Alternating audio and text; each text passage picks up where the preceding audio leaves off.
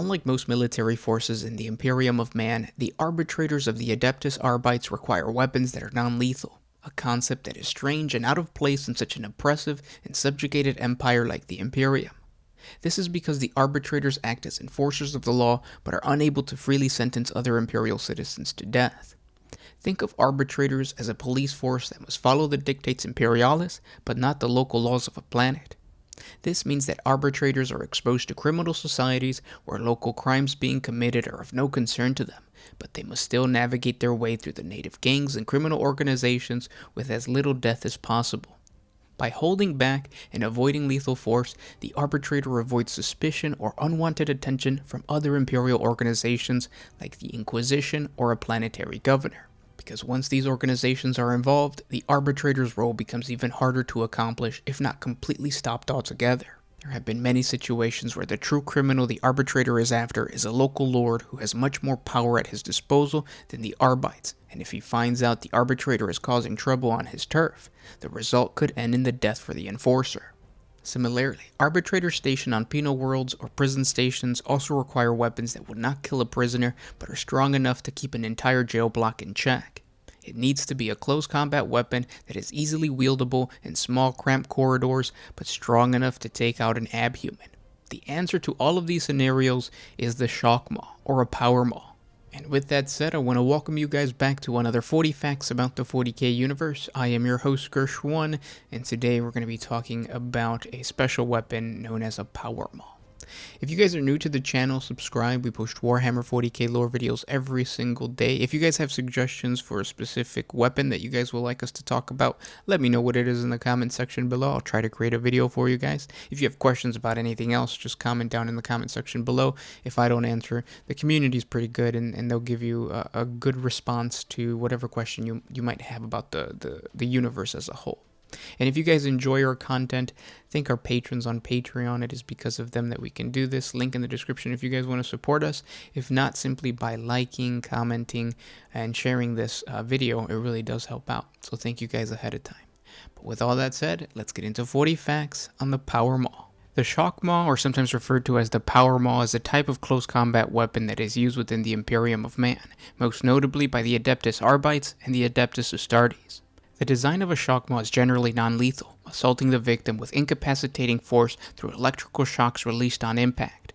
As shock weapons have little or no destructive impact on the flesh, other than minor electrical burn marks, they are useful for crowd control and encouraging workers such as shipboard press gangs and other forced labor. Most shock mauls resemble a club, surrounded in an electrical energy field which disrupts the surface of solid matter. The depth of the field can be adjusted to bash a hole through a wall or merely administer a knockout blow to subdue a victim. The electrical energy that is discharged can cause severe burns on impact and can disrupt the nervous system. While shock mauls are intended for crowd control and riot suppression, in the hands of an enthusiastic user, they can also be a deadly close combat weapon.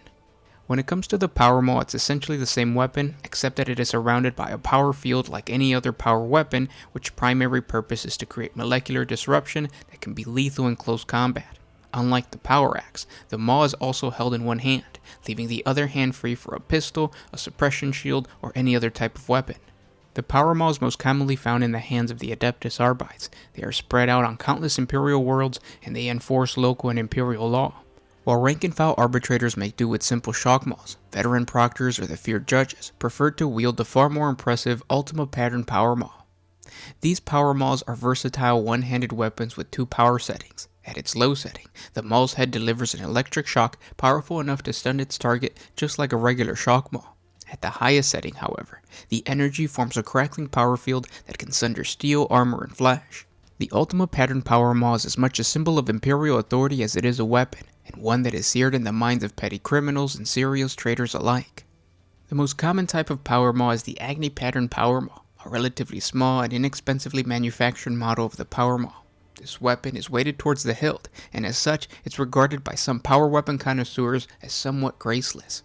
It is commonly used in second-line precincts where trouble is not particularly expected, or among vehicle crews who value its handy proportions. Like a true power maul, however, it has the energy setting which can be adjusted to the circumstance. For those arbitrators that know they're going to be facing enemies twice their size, they use the Cyclopean Pattern power maul. It's a huge and intimidating two-handed weapon unique to the Calixis sector. This power maul contains a monstrously overcharged disruption field which actively shatters the bonds between the molecules contained within the items it strikes. Resembling a feudal mace, this maul has only one power setting, maximal. Potent enough to crush ground cars and send shattered opponents flying dozens of feet with a single strike, this weapon is reserved for the most intense riots. It is designed to awe and terrorize the enemies of the arbitrators and send entire mobs cowering before their user. Another two-handed power maul is the bone maul. It is commonly found amongst the feral tribes of the Withering World, but has spread throughout the entire galaxy. Each dull gray bone maul is covered with runic etchings created by the world's biomancers and stains of ancient flesh and blood. Each is also much heavier and stronger than any weapon crafted from normal bone. With each bloody impact, the maul becomes cleaner and brighter than when the battle began, until the foe is dead, and it appears as a gleaming ivory. After the battle, it slowly tarnishes again, until it returns to its original dull gray color. For those arbitrators that are looking for a lighter, more slender, and elegant weapon, they look to the lathe pattern power maul. This unusual weapon has a spiked handle guard and a long, straight, unweighted handle. It must be handled more like a sword than a club, which some users find frustrating, and critics have labeled the weapon as fussy and difficult to master. However, the arbitrators manning the precinct fortress of the Lathe Worlds find that a slender profile is highly effective in the dense corridors of the manufactorums. Those who take the time to familiarize themselves with this pattern declare it one of the finest examples of a power maul ever made. The apparent fragility of the design is misleading, and the versatile power field is more than capable of inflicting the same damage against an opponent as a model with a more brutal heft. Several legendary Space Marines have made use of specially created power mauls, the most famous of which was Horus Lupercal, who used the infamous World Breaker. It was supposedly forged by the Emperor himself, but sadly was destroyed by Abaddon the Despoiler during the Legion Wars. Check out our 40 facts on the clone of Horus to learn more about this weapon. And then there is a legendary power maul known as the Illuminarum, which was fashioned for Lorgar by his fellow Primarch Varys Manus. As long as a normal Astarte warrior, it was a formidable weapon that was perfectly balanced for Lorgar's strength and size. The Illuminarum was actually used for the design of the Astarte Chaplain's Crozius Arcanum. If you guys want to learn more about the Crozius Arcanum, check out our 40 facts linked above. And those were 40 facts on the power maul. I hope you guys enjoyed this video, and if you did, share it with your friends. If you guys have suggestions for any weapons that you guys would like us to cover, let me know what it is in the comment section below, and I'll try to create a video for you guys. Thank you guys so much for listening. I really do appreciate it, and I will talk to you tomorrow.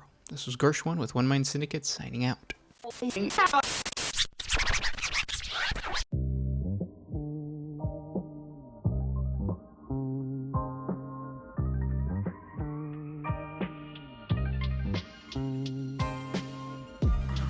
I guess that's what my